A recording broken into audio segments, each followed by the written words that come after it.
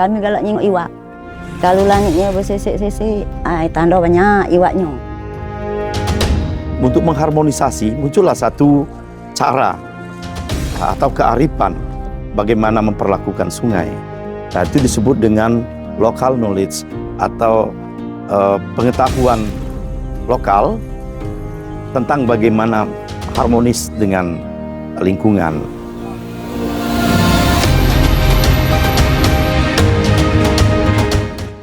Dulu juga mancing tuh pacak jadi mata pencarian.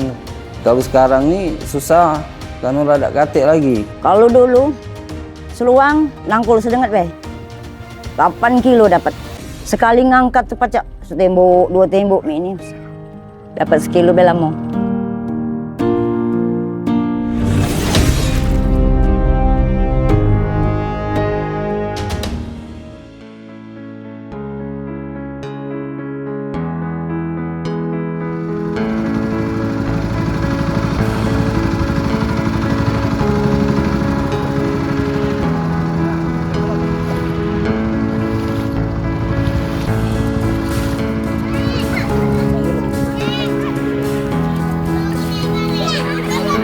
Kota Palembang itu diibaratkan lahir dari rahim Sungai Musi. Mengapa? Karena adanya Kota Palembang itu tidak terlepas dari adanya Sungai Musi. Di mana Sungai Musi yang awalnya itu adalah tempat pertemuan dari uluan untuk bertemu sebagai media perdagangan, yang kemudian Sungai Musi itu menjadi pasar, tempat berkumpul, yang akhirnya menjadi suatu negara. Jadi Kota Palembang sendiri tidak terlepas dari yang namanya budaya sungai. Apalagi kalau kita menelusuri dari sejarah-sejarah Kota Palembang, banyak sekali hal-hal yang berhubungan dengan sungai. Palembang yang dijuluki sebagai Venesia dari timur, artinya Palembang ini terendam oleh sungai dan rawa.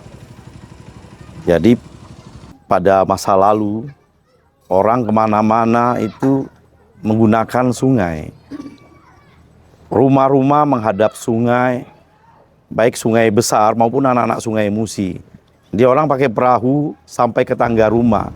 Bukan hanya itu, sungai juga menjadi tumpuan masyarakat dalam mencari makan ya.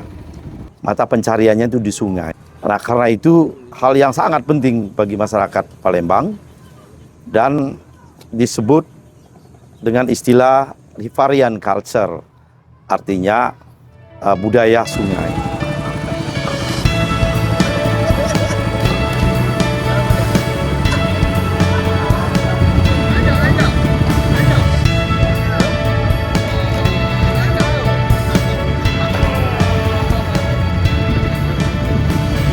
Untuk mengharmonisasi, muncullah satu cara atau kearifan bagaimana memperlakukan sungai.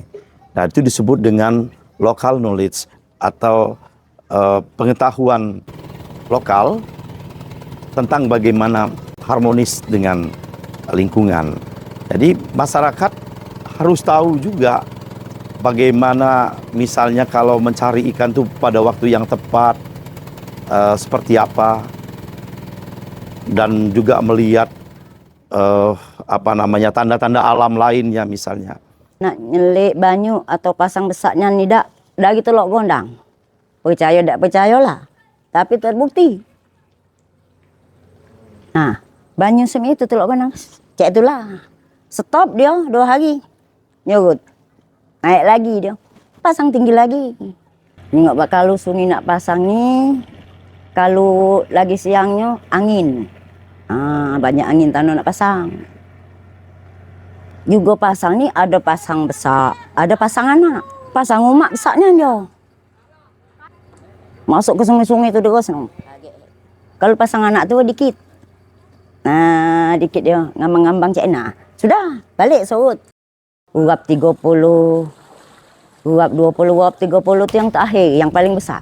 Uap itu banyu yang terlalu besar itu. Uap tu dari banyu pasang misalnya tanggal berapa, pasang kecil. Uap tu dia tidak stop pasangnya. Pasang nah. Oh, ini pasang lagi. Nah, inilah uap misalnya uap berapa? Uap 10. Ini uap 12, ini uap 30. Nah, terakhir gitu. Uap tuh tergantung pasangnya. Kita jengok tanggal. Oh, tanggal ini pasang banyu nih. Oh, berarti ini belum, ini baru uap 12, 13, besoknya bisa lagi.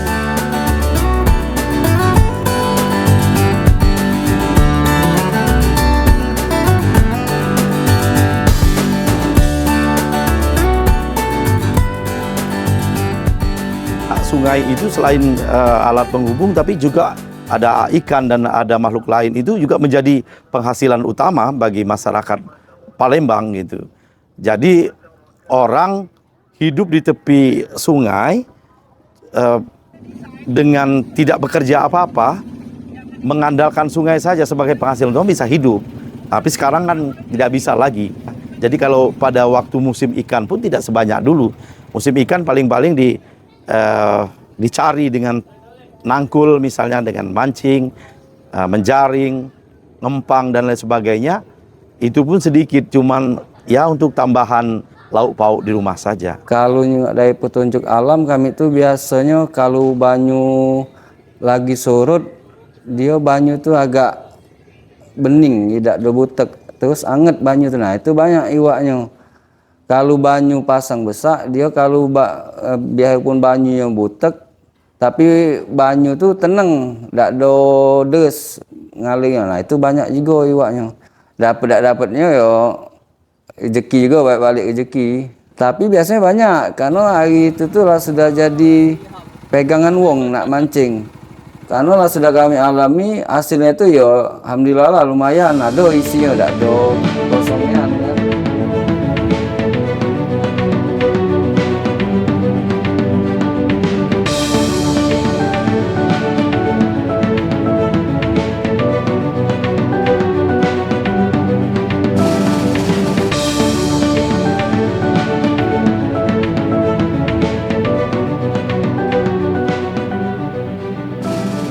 Kalau langit ini, kami galak nyengok iwak. Kalau langitnya bersisik-sisik, tanda banyak iwaknya, yaitu. Kalau banyunya bening, anget pula, kita gabuk, oh ya anget. Banyak ini iwaknya. Kalau banyu bening itu seluang, lemajang, udang. Kalau banyu cak ini galak iwak baung, lampem. Nah kalau mie ini biasa galak iwak bilis, tapi jangan juga bilis mie ini. Bilis nak banyu hulu degas dia, tendangannya kuat baru dapat iwak bilis. Nangkul nih juga ada waktu-waktunya, bukan basing-basing nangkul. Nak pasang, nak sorot. Nah kalau banyu uap, nah jika kami tuh, nah uap pasang ini, caknya nak naik banyu nih, pasti ngeno nangkul, apalagi di sungai. Kalau banyu lah sudah besar, nyan sudah agak kendul, tak boleh berisi. Wong nyari itu yang berisi. Pengalaman aku kalau titik-titik di Sungai Musi ini yang banyak iwak di arah Kuto. Nah, di situ tuh banyak iwak patin sama juaro. Wong galak mancing di situ kalau di bawah jembatan Musi 4 itu. Nah, iwak patin di situ banyak. Terus di arah Musi 2. Di arah Musi 2 tuh iwak tak perlu banyak karena mungkin kata wong tuh sungai itu dangkal, beda dengan sungai di Ampera sama Kuto tuh agak dalam. Tapi di Musi 2 ini yang berisi kebanyakan udang. Itulah wong kalau mancing udang di arah sana kalau. Sama di arah Pemulutan, agak jauh dari Sungai Musi sini. Tapi di sana banyak iwak juga ada, udang juga ada.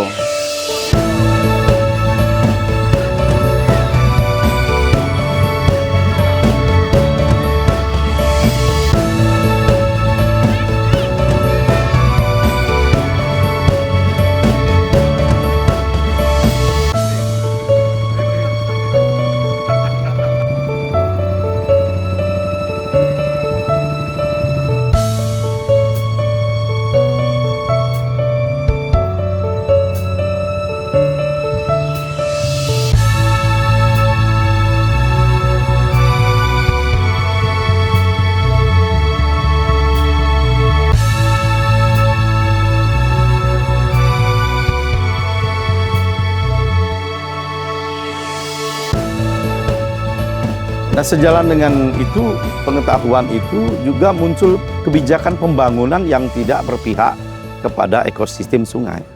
Sehingga sungai tidak bisa diharapkan lagi sebagai bagian dari untuk mencari rezeki, ya. Nah, inilah yang kita khawatirkan dengan terancamnya riparian culture itu. Kalau dulu nangko lagi sekitar umur aku 10 tahun. Sedengat be kalau nak dapat iwak sembe.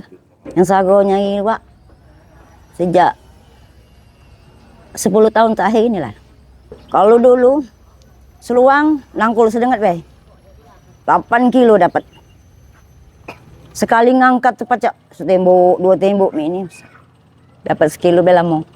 Dulu juga mancing tuh pacak jadi mata pencarian, karena dulu tuh banyaknya masih iwak tuh. Kita nangkul wes sekali angkat tuh pacak sember dapat jiwang tuh. Iwak seluang, iwak lampem, banyak pokoknya. Yang tidak banyak iwak lagi tuh 5 atau 10 tahun terakhir. Lah sudah agak berkurang iwak tuh. Kalau 10 tahun yang lalu tuh lah masih banyak iwak. Turunnya bisa pacak 70%. Kenapa pacak 70% tuh? Karena sekarang nih jauh nih dibanding dengan dulu. Kalau dulu tuh di pinggir sungai itu deket-deket Jeramba tuh iwak tuh pacak kejinguan. Udang, mata-matanya tuh kejinguan di pinggir kumpe itu kan. Kalau wong nak ngembek tuh tinggal nanggok we. Kalau sekarang nih susah karena rada katik lagi iwak sama udang tadi tuh kan.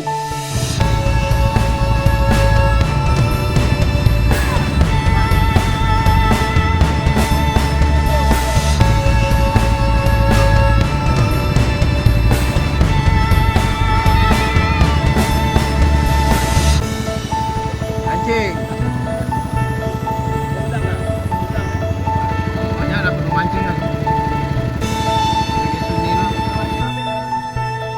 Di Palembang itu adalah budaya menjaga keseimbangan alam.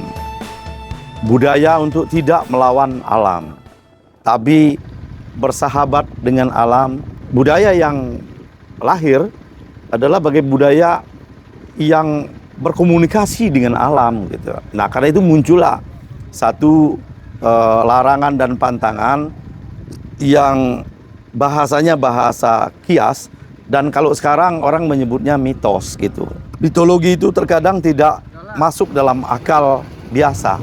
Tetapi kalau kita telusuri makna dari mitologi itu, sebenarnya ada pesan yang ingin disampaikan, bahwa tidak hanya yang berbentuk masuk akal saja. Karena mitologi juga terkadang dengan ada unsur dari yang maha kuasa. Itu disampaikan. Jadi pesannya itu disampaikan dengan seperti itu. Orang menggantungkan hidup di sungai. Karena itu sungai harus dijaga. Dan mitologi yang dimunculkan juga untuk kepentingan menjaga sungai. Misalnya hantu banyu. Hal lain yang ingin disampaikan oleh pesan-pesan leluhur kita pada sungai itu, seharusnya kita menjaga sungai agar sungai tidak polusi. Sebab kalau sungai polusi, hidup kita bergantung di sungai, ikan tidak ada atau makin terancam punah, tentu masyarakat juga susah. Bagaimana mencari ikan, artinya bagaimana mencari rezeki.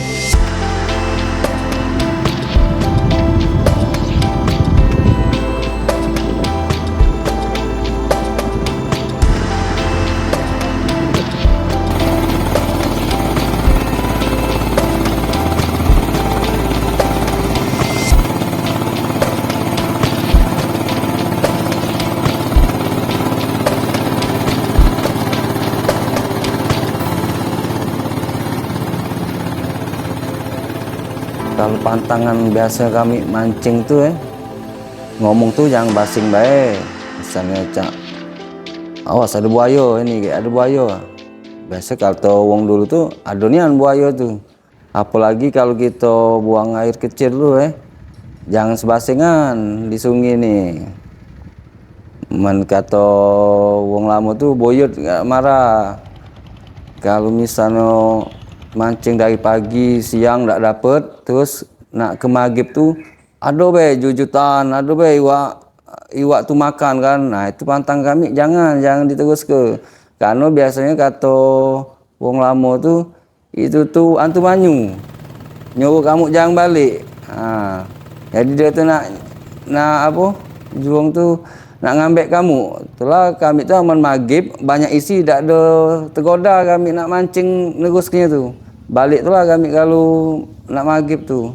Pantangannya kalau malam. Kalau kita nak nyuci, maaf ya, darah. Darah misalnya lepas melahirkan, darah, haid, jangan di sungai ini. Sebab dulu aku pernah buktikan, ada anaknya melahirkan. Dia ini nyuci yang lepas melahirkan itu. Jangan jaku bici, besok baik. Malam ni lah, jangan. Ada yang missing, sebabnya kami dulu kan di laut galau. Nah, di ini, moyaknya, apa katanya sama ngaji. Itulah kami paling takut kalau nyuci yang ini, di laut ini. Biarpun kami wong sini, kalau malam-malam ditahan ke nyuci-nyuci besok misalnya. Saya mengaji itu cak monyet. Mirip monyet. Pas malam-malam tapi tidak jelas kan. Nah, di besi tinggi kok tuh. Nah, agaklah ada mau situ. Baliklah nangkul kalau latihnya mulai muka tangkul takut. Kata sini hantu banyu. Tapi hantu banyu itu tidak jelas. Cuman kalau kita tuh jelik wong cecogok. Kadang dia tuh pecak mandi. Tuh, mandi. Kapan kita pakai? Dekatik lagi. Pegang bekas yang dicekel. Oh licin. Yolah hantu banyu. Tapi kalau yang jelas nian, tidak pernah. Itu kan baca nyupo ya apapun. Kadang mirip yang kita kenal. Kita kan terpekik-pekik. Hanu ta. Tapi dia tidak nyawa. Tuh, dia nganjak. Nah, yalah itu. Kalau cerita soal hantu banyu itu pengalaman tejingok itu belum pernah. Tapi kalau dengar-dengar dari warga di kampung tuh yang tejingok ada. Biasanya malam dia tuh kadang timbul. Pecah wong lagi mandi, lagi apa ngayap di, kalau dulu tuh masih ada pecah tempat WC umum itulah, kakus WC umum. Ada dia di situ, kalau dipanggil dia langsung nyebur, hilang dia, langsung ke sungai lagi. Itu kalau cerita dari warga biasanya di pinggir sungai, itulah kalau soal hantu banyu. Biasanya kalau aku dengar soal legenda-legenda mistis di Sungai Musi ini, kalau dulu tuh buaya putih, kalau galak nembul tuh buaya putih. Dia galak nembul di Muara Sultan Mansur itu, nah masuklah ke dalam apa pemakaman Sultan itu. Kabar ceritanya katanya dia nunggu di situ buaya putih itu. Kalau aku belum pernah nyingoknya, cuman yang wong yang biar penduduk di sana pernah terjingok buaya putih itu tuh. Biasanya galak di situ dia. Tuh ini cerita legenda. Seperti Wak Tapa tuh. Seperti Wak Tapa tuh katanya dulu pernah ada tukang selam. Dia kalau segi yang lain ada istilahnya penawarnya. Nah kalau Iwak itu tak katik. Takut dia nyelam kalau dengan Iwak Tapa. Kalau banyak misalnya buaya ada penawarnya. Kalau Iwak Tapa itu tak katik. Takut dia nyelam. Dulu aku ada kenal tukang selam. Katanya kalau kita nyelam nih, kalau bunyi anak ayam, naiklah dulu. Kaget. Ada jamnya besok. Ini jam 8 ini bakal besok nih. Jam 8-an. Makin kan di sini. Sinilah banyak di sini, buah pikok sudah entah, tapi kalau pas timbul pasti sudah macam hidung berdarah lah, kuping berdarah lah, mata dak katik lah, yalah barang di banyu kan kita tak tahu.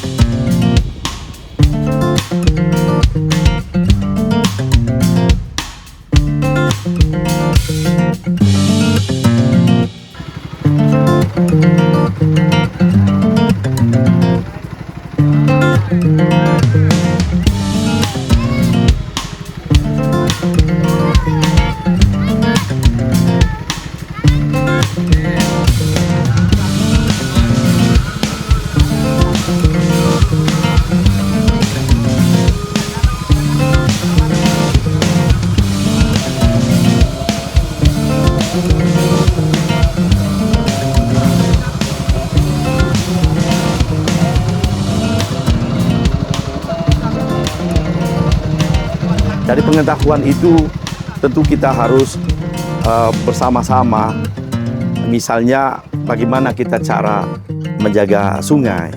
Saya kira pemerintah kota ini juga harus berpikir seperti itu. Bagaimana kita secara masif menjaga sungai, melibatkan masyarakat secara bersama-sama, mendorong kembali rasa kepemilikan, rasa memiliki terhadap sungai, dan kemudian mendorong kembali rasa kegotong royongan dan menghargai sungai. Misalnya dengan terus-menerus mengkampanyekan bagaimana tidak membuang sampah di sungai. Kalau sekarang kita melihat sungai kita betul-betul terancam. Kita tidak bisa bayangkan 10 atau 20 tahun yang akan datang, mungkin Sungai Palembang itu menjadi sungai terkotor di dunia ya. Tapi kalau dimulai dari sekarang, dan pemerintah kota juga harus menyiapkan sistem bagaimana masyarakat membuang sampah. Jadi tidak ke sungai lagi, tapi ada tempat tertentu yang juga bisa menghasilkan. Jadi bagaimana membuat sampah menjadi anugerah bagi masyarakat. Kita tidak bisa melepaskan adat budaya culture kita dengan sungai. Sungai inilah yang menjadi identitas atau suatu yang membuat Palembang berbeda dengan daerah lain. Kota yang dialiri di tengah-tengah sungai besar, inilah Palembang. Karena itu, kita harus lestarikan sungai ini agar tetap bersih dan juga tetap menjadi manfaat untuk masyarakat Palembang. Dan mudah-mudahan manfaat ini bisa sampai ke anak cucu kita nanti.